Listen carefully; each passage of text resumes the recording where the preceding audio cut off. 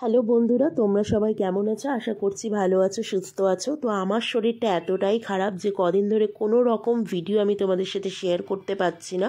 তো আমি যখন থেকে ভিডিও করি তখন থেকে আমি দেখি মানে অনেকটা আশা নিয়ে আমি ভিডিওটা করেছিলাম যে আমি রোজই কিছু না কিছু তোমাদের সাথে শেয়ার করব, কিন্তু বর্তমানে দেখি যে সেটা আমি একদমই পেরে উঠি না। মানে আজকে ভিডিও করলাম তো দেন আবার 3-4 দিন পর বা 5-6 দিন পর দিই কিছু।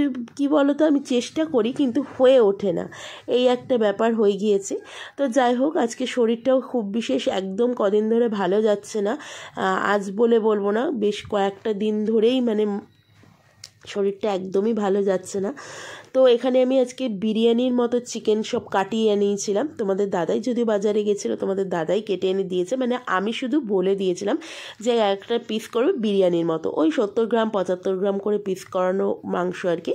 তো এই মাংসের মধ্যে আলু দিইনি, ভাবলাম একটু অন্য রকম স্টাইলে রান্না করি। তার জন্য যত রকমের গুঁড়ো মশলা, ওই হলুদ গুঁড়ো, লঙ্কার গুঁড়ো, লবণ গুঁড়ো যা যা লাগে সব রকমের গুঁড়ো মশলা দিয়ে একটু টক দই দিয়ে ম্যারিনেশন করেছি। আর এখানে একটা গোটা পেঁয়াজের থেকে হাফ পেঁয়াজ বাটার জন্য দিয়েছি, 2টো রসুনের পুরোটা দিয়ে দিয়েছি, আর 2.5 ইঞ্চি মতো আদা দিয়েছি, আর কাঁচা পাকা লঙ্কা। এই পেস্টটাকে এবার ম্যারিনেশন করা মাংসের মধ্যে দিয়ে দেব। আর টক দই দিয়েছিলাম 2 টেবিল চামচ, তার বেশি দিইনি, কারণ বড় বড় 1.5খানা টমেটো কিন্তু এই মাংসে দেব। মাংসটা কিন্তু রান্নার পর দারুণ খেতে হয়েছিল। তোমরা কিন্তু এটা লুচি, পরোটা, ফ্রাইড রাইস, কুলচা নানা রকম খাবারের সাথে ট্রাই করতে পারো, দুর্দান্ত লাগবে। আর সর্দির মুখে তো কোনো কথাই হবে না। আর কড়াইতে দিয়ে দিলাম সর্ষের তেল, যেহেতু আগে ম্যারিনেশনে অনেকটা তেল দিয়েছিলাম ওর জন্য একটু অল্প করেই দিলাম। দিয়ে দিলাম একটা শুকনো লঙ্কা। আর তোমাদের কাছে যদি গোটা গরম মশলা থাকে অবশ্যই দেবে, আমার কাছে তখন ছিল না বলে আমি ওটাকে স্কিপ করেছি। আর দিয়ে দিচ্ছি হচ্ছে সাদা জিরে। মশলাটা একটু চড়বড় করে এলে দিয়ে দেব হচ্ছে কুচিয়ে রাখা পেঁয়াজ। এখানে মোটামুটি একটা বড় পেঁয়াজের 1.5খানা মতো কুচিয়ে দিয়েছি, বড় পেঁয়াজের 1.5খানা কুচিয়ে দিয়েছি, আর সঙ্গে 1.5খানা টমেটো দিয়ে ভালো করে পেঁয়াজ আর টমেটোটাকে ফ্রাই করে নেব। দেখো পেঁয়াজ আর টমেটোটা কিন্তু একদম ফ্রাই হয়ে গেছে খুব সুন্দর করে। এবার ম্যারিনেশন করা চিকেনটাকে দিয়ে দেব। আর এই রান্নাটা কিন্তু আমি ফার্স্ট টাইম করেছিলাম আর তোমাদের সাথেও শেয়ার করলাম, কিন্তু খেতে কিন্তু দুর্দান্ত হয়েছিল।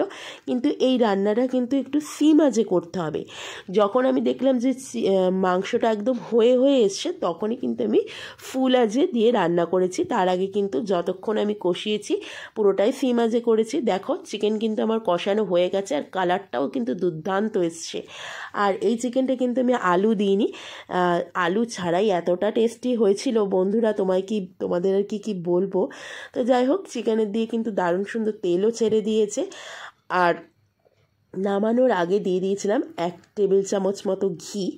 এই চিকেনটার এটাই মাহাত্ম্য যে নামানোর আগে দিয়ে দিতে হবে 1 টেবিল চামচ মতো ঘি। আর প্রত্যেকটা চিকেন কিন্তু আমি মাঝখান দিয়ে একটু ফেরে দিয়েছিলাম চাকু দিয়ে, যাতে প্রত্যেকটা চিকেনে কিন্তু তেল মশলাটা খুব ভালো করে ঢোকে।